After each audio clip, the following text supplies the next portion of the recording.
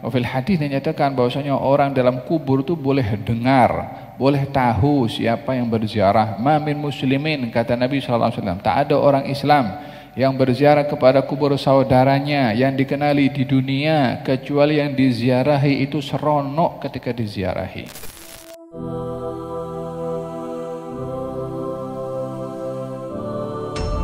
Sebelumnya hadis ada berbicara tentang larangan salat kepada kubur dan larangan duduk di atas kubur. Yang dimaksudkan larangan salat kepada kubur maksudnya menjadikan menghadapnya dalam salat kepada kubur. Adapun salat kepada mayit yang sudah meninggal dunia atau yang pun yang sudah dikuburkan sebelum dilakukan salat jenazah, maka boleh salat di hadapan kubur tersebut menghadap kiblat, bukan karena kuburnya berada di hadapan tapi menghadap kiblah, seperti mana berlaku kepada baginda Rasulullah sallallahu alaihi wasallam ketika ada seorang perempuan yang meninggal dunia dikebumikan sebelum Nabi salat jenazah. Maka Nabi mengatakan, tunjukkan kepada aku kuburnya. Maka Nabi pergi ke kubur wanita itu dan Nabi salat. Di mana? Di atas kubur. Ya, menghadap kubur tapi menghadap kiblah. Tujuannya itu bukan menghadap kuburnya, menghadap ke kiblahnya, tidak membelakangi kepada kubur itu. Maka dalam hal ini yang dimaksudkan di sini, kalau larangan itu menghadap ke kuburnya, Nabi dalamnya salat menghadap kubur tapi menghadap kiblah. Tujuannya bukan kubur tapi kiblah.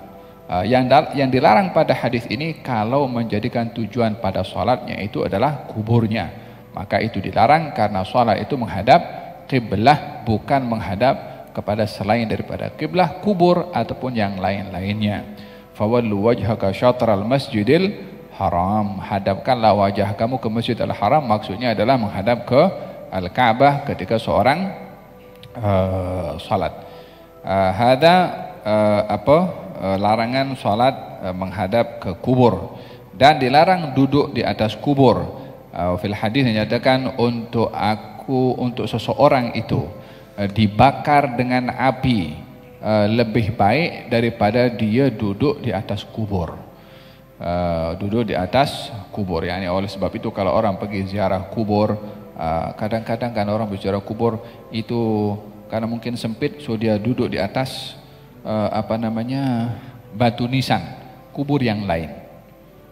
Tak boleh, tak boleh duduk di atas batu nisan kubur. Kalau tak boleh untuk duduk, atau kalau tak boleh duduk, berdiri. Faham tak? Bukan salah orang itu untuk berziarah kubur lalu duduk, karena walaupun di dalam riwayat dinyatakan Nabi itu berziarah kubur dan Nabi berdoa dalam keadaan berdiri, intinya bukan ada larangan untuk duduk ketika berziarah kubur untuk berdoa dan membaca. Yang tak boleh itu kalau duduk di atas kubur orang atau kubur yang kita ziarahi.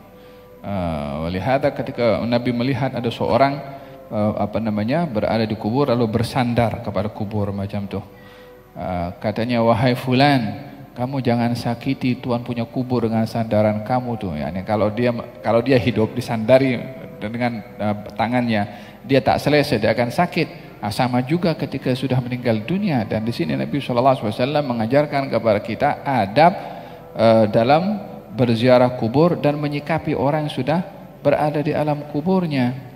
Mereka fil hadis dinyatakan bahwasanya orang dalam kubur itu boleh dengar, boleh tahu siapa yang berziarah. Ma min muslimin, kata Nabi SAW, tak ada orang Islam yang berziarah kepada kubur saudaranya yang dikenali di dunia kecuali yang diziarahi itu seronok ketika diziarahi. Maknanya dia tahu siapa yang berziarah, dia sedar, dia seronok, cuma tak boleh dia bangkit nak bercakap. Karena sudah pindah ke alam yang berbeza, kalau bangkit bercakap jadi faham dong. Walihada larangan untuk duduk di atas kubur. Duduk di atas kubur ada beberapa maksud. Ada mengatakan maksudnya duduk di atas kubur itu adalah orang dahulu kadang-kadang nakal buang air di atas kubur orang lain. Tapi sebahagian mengatakan duduk sini bukan duduk buang air, tapi duduk memang duduk di atas kubur orang, maka tidak diperbolehkan, hukumnya makruh. Hukumnya makruh. Oleh hada la tusallu ila al-qubur, janganlah kamu salat, yakni menjadikan kubur itu tempat untuk dia menghadap, wala tajlisu 'alaiha, dan janganlah kamu duduk di atas kubur. Kalau pakai selipar macam mana? Ada dua riwayat orang masuk ke tanah pekuburan pakai selipar. Satu hari Nabi melihat ada orang masuk ke tanah pekuburan pakai selipar. Katanya, wahai orang yang pakai dua selipar, bukalah kedua selipar kamu itu.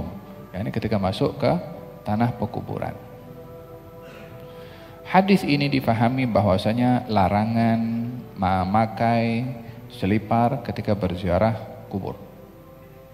Hadis yang kedua mengatakan bahwa orang yang berziarah kubur, lalu orang yang menghantarkan orang ke pengebumian untuk menguburkan, lalu meninggalkan setelah selesai pengebumian itu, yang di dalam itu boleh mendengar langkah kaki selipar mereka.